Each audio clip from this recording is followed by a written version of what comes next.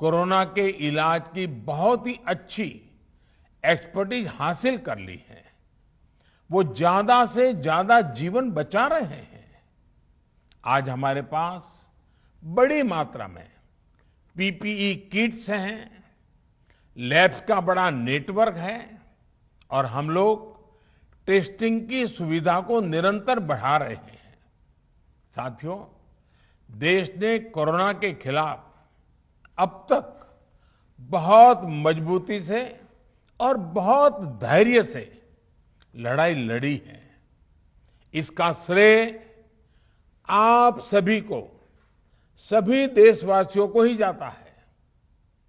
अनुशासन और धैर्य के साथ कोरोना से लड़ते हुए आप देश को यहां तक लाए हैं।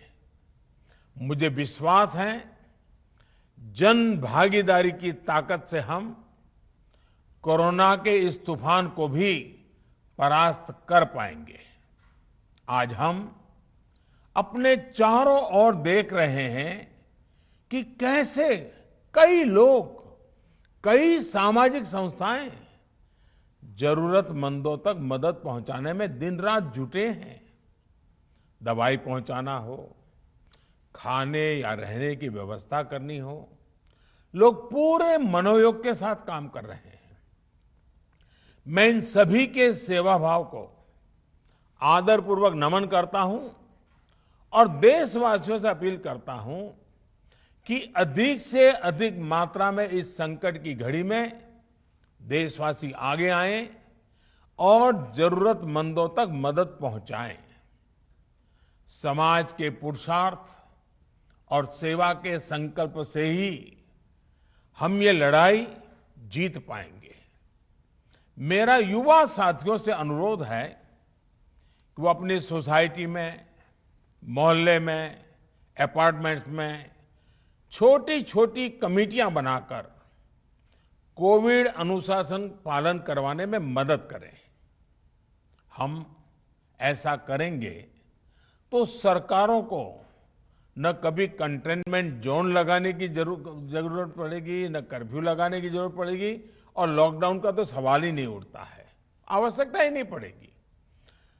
स्वच्छता अभियान के समय देश में जागरूकता फैलाने के लिए मेरे बाल मित्रों ने बहुत मदद की थी। छोटे छोटे बालक, 5वीं, 7वीं, 8वीं, 10वीं में पढ़ने वाले, उन्होंने घर के लोगों को समझाया था, मनाया था। उन्होंने बड़ों को भी स्वच्छता का संदेश दिया था। आज मैं फिर अपने बाल मित्रों से एक बात विशेष तौर पर कहना चाहता हूं।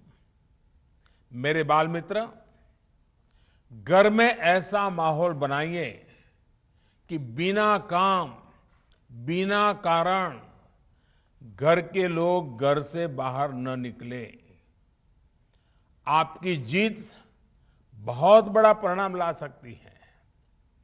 प्रचार माध्यमों से भी मेरी प्रार्थना है कि ऐसे संकट की घड़ी में वो लोगों को सतर्क और जागरूक करने के लिए जो प्रयास कर रहे हैं उसे और बढ़ाएं। इसके साथ ही इसके लिए भी काम करें कि डर का माहौल कम हो सके, लोग अफवाह और भ्रम में न आए। साथियों, आज की स्थिति में हमें देश को लॉकडाउन से बचाना है।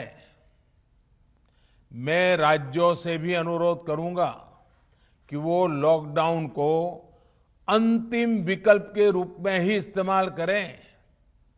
लॉकडाउन से बचने की भरपूर कोशिश करनी है और माइक्रो कंटेनमेंट जोन पर ही ध्यान केंद्रित करना है।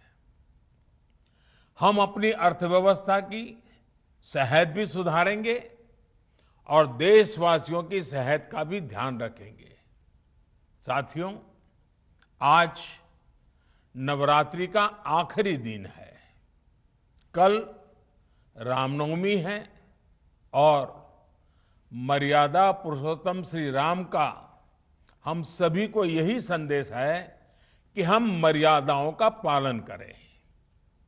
कोरोना के इस संकट काल में कोरोना के बचने के जो भी उपाय है, कृपया करके उनका पालन 100% करिए। दवाई भी, कड़ाई भी, इस मंत्र को कभी भी भूलना नहीं है। ये मंत्र जरूरी है, वैक्सीन के बाद भी जरूरी है। रमजान के पवित्र महीने का भी आज 7वां दिन है। रमजान हमें धैर्य, आत्मसंयम और अनुशासन की सीख देता है। कोरोना के खिलाफ जंग जीतने के लिए अनुशासन भी, उसकी भी उतनी ही जरूरत है। जब जरूरी हो तभी बाहर निकले, कोविड अनुशासन का पूरा पालन करें। मेरा आप सभी से यही आग्रह है। मैं आपको फिर ये भरोसा देता हूं, आपके इस साहस, धैर्य और अनुशासन के साथ जुड़कर आज जो परिस्थितियां हैं, उन्हें बदलने में देश कोई कसर नहीं छोड़ेगा। आप सभी स्वस्थ रहें, आपका परिवार स्वस्थ रहें, इसी कामना के साथ मैं अपनी बात समाप्त करता हूं। आपका बहुत बहुत धन्यवाद।